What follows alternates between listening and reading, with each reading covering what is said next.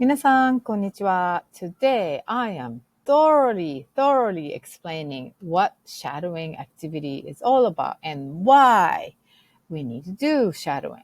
Okay, so shadowing って何ですか？ What the heck is shadowing? どうしてシャドーイングをするんですか？ Why I am suggesting and recommending you do the shadowing. Let's get started. So what is shadowing? So there are shadowing, different techniques or methods in shadowing.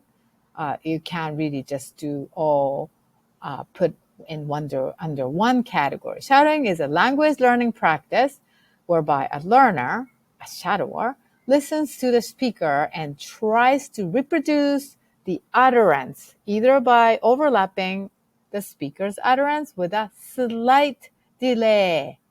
You're not gonna wait. Or by repeating the utterances in the pause between the speaker's utterances. Please, I kind of want to delete this repeating because repeat means you wait until the end of the sentence or phrase and then you just kind of start doing it. Please do not wait. Originally, this was developed as a simultaneous translation. Yes, I was actually trained as a simultaneous interpreter, actually. And then, United Nations and stuff, you need to do this activity to become a professional interpreter. If you go to United Nations building in New York, you will see those glass conference area. There's a window where interpreters are sitting for every single different languages. And then they are actively interpreting. Interpretation is a verbal form of translation. And they're supposed to be saying in their target language target language stuff, they're translating into English because English is the, I guess, common language at the United Nations. Anyway, so that is a formal training method that they use. So shadowing, it's called silent shadowing. In this type of shadowing, you're still doing the shadowing thing, which is lag a little, but not really, waiting until the recording sentence is ended. So I'm going to demonstrate the silent shadowing. I cannot, but I can demonstrate the mumbling or prosody shadowing. So prosody shadowing is the one that I really want you to get good at. This will require repeated practice. This will require for you to understand the text. You may not understand what the heck the recording says. Some of the texts are difficult. So this whole shadowing does not come naturally. I want you to know this is a commonly recognized as a shadowing, which is involves the shadower, you, repeating aloud what they have just listened without trying to interpret the meaning of what the speaker has said. So even if you don't understand the meaning, just say it. But the timing of the repeating is not really exactly, don't wait until the whole sentence is done. Just kind of a one phrase, one word, you just try to start saying it. But you have to actively keep listening. All right, step 2, parallel reading, shadowing with so this is involves the learner shadow and at the same time visually following the text. So this, I want you to do the step 1 first. You're just going to try to mumble, try to repeat as much as you can. I want you to do at least twice, even if you don't understand the words. Then you're going to move to the text reading shadowing. This is parallel reading. So you're still going to lag a little bit, but you're going to read the text on the screen. In the next step, this shadowing, this is called content shadowing. The learner shadows a speaker, this time paying attention to the meaning of the speaker's words. So don't look at the screen because you already did that in the step 2.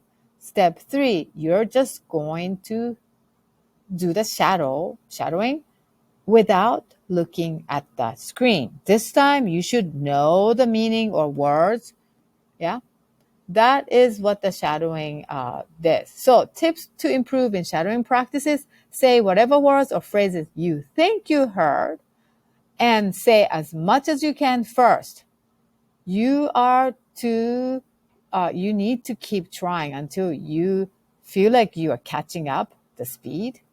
If you feel like you cannot in the beginning, you can adjust the speed to 70%. Okay? Keep in mind that you're not repeating, meaning don't wait until the end of the recording. You're not reading the text until the step 2. Okay? And then check the discrepancy between your understanding and the text at the end after, I guess, step 2. So I'm going to have you try this. I'm going to demonstrate it. Okay? So I'm going to take the step 1. I am not looking at the screen. I am looking away. So I'll try my best to do the shadowing. It's only like 3 sentences, 3, I guess, short conversation. Let's try. 昨日、携帯を買いました。買いました。どこで買いましたか？どこで買いましたか？ 4、 4、田中さんの家田はど中さんの家こですか？はどこですか？新宿です。新宿です。学校に近いです。学校に近いです。5、 5、パクさんの先生はどんな人ですか？どんな人ですか？面白くて優しい先生です。優しい先生です。Obviously, I'm a native speaker, so I can understand what they're saying and I know the words, but this time I'm going to look at the screen and do the step 2. 昨日、携帯を買いました。携帯を買いました。This one どこで買いましたか？ Yeah, so you can kind of follow. 4、 4、田中さんの家はどこですか？家はどこですか？新宿です。 I'm not waiting. 学校に近いです。学校に近いです。5、パクさんの先生はどんな人ですか？どんな人ですか？面白くて優しい先生です。優しい先生です。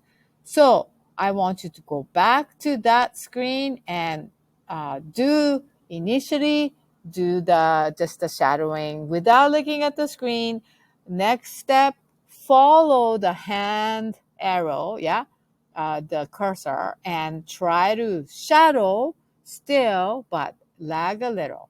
Now, step 3, you understood the meaning, so you're trying to, as if talk, as if have a real conversation or shadowing. Yeah, I'm going to try that. 昨日、携帯を買いました。携帯を買いました。どこで買いましたか？どこで買いましたか？ 4、 4、田中さんの家はどこですか？田中さんの家はどこですか？新宿です。新宿です。学校に近いです。学校に近いです。5、 5、パクさんの先生はどんな人ですか？面白くて優しい先生です。優しい先生です。I'm not sure how my intonation changed throughout the step 1, 2, and 3. I'm assuming 1 was like just trying to catch up with the speed. And so maybe the intonation was not good. Pitch was not good. But the third time, I knew what the speaker was going to say. So, どんな人ですか？いや、どこに住んでいますか？ The up and down pitch should be appropriately adjusted. So that's what I want you to do when you're doing the shadowing practice. All right, that's all.